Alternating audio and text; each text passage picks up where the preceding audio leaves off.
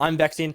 I have over 2.5 billion long form views under my belt, and I have a client portfolio that does 100 million long form views a month. And this is one strategy that I've kind of used / concept that I hold pretty firm belief in, that if you want to go on YouTube, full time on YouTube, you should probably focus on this and study it. And that is trying to get your views, long form views, in your 48-hour real time. So I go here to dashboard. This is my roommate's dashboard or former roommate's dashboard.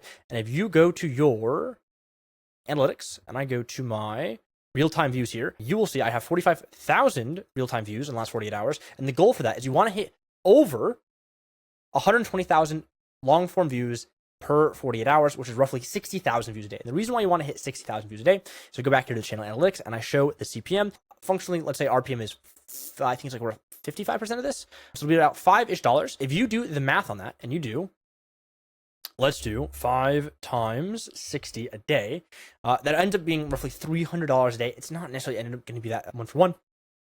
As you have your back catalog fall off, you have some videos pop off, you have recent videos, let's say, like faltered pretty well. But if I do, let's go back here to the revenue, and I go to, let's say, the last 90 days, you will see a pretty big drop off. This is because the channel was unmonetized for a while. Unlucky. But if we see here, you'll see roughly like that's what you want to get is those $300 days. And that fluctuates. RPM is both seasonal based on how advertisers want to spend and so that. But generally speaking, let's just say on a $3 average RPM, even if you did a $3 average RPM, and we do, let's say, let's clear, we do 3 times 6, that is 3 times 60. Let's try that.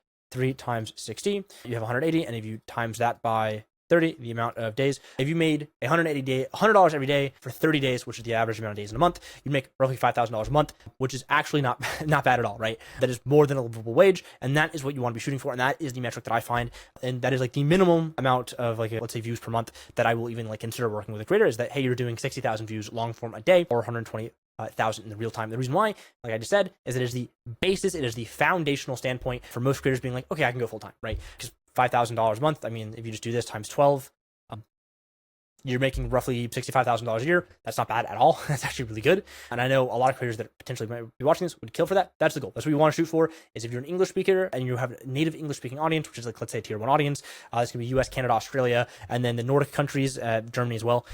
Same thing in the Netherlands, is the UK as well. You want those specific audiences. They pay more, so hey, you make content there. That's where you get it. If you are not those like in those countries, the amount of views that you're going to be looking for in your real-time views is going to be a little bit different. But that is the metric I personally use. That is the barometer I try to have every single one of my clients at the bare minimum, is making at the very, very, very least 120,000 long-form views per 48 hours, or 60,000 long-form views per day, whether that be from the back catalog or whether it be from the forward catalog. Forward catalog essentially being like most updated videos is what matters to me.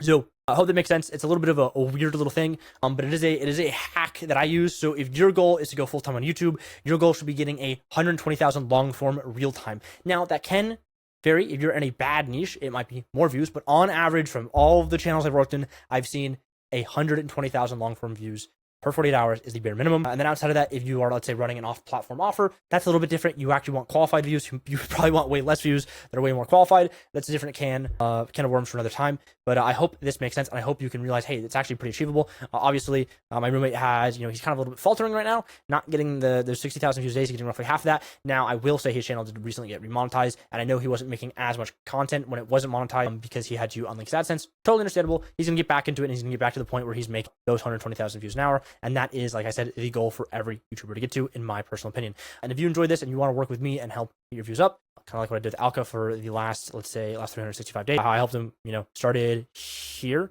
and started, where was it? Yeah, started in, where's it at? Oh, you can't even see it. Yeah, all the way like prior to this, like June of 2023, all the way up until here. Hey, let me know, and maybe I can help you. Twitter DMs @Vexing_. And then outside of that, hey, if you find this video helpful, hey, comment below. And if you are watching this on Twitter, check out the YouTube channel, Grayson Goodwin. And then, yeah, all pretty simple. I'll see you guys in the next one. Peace.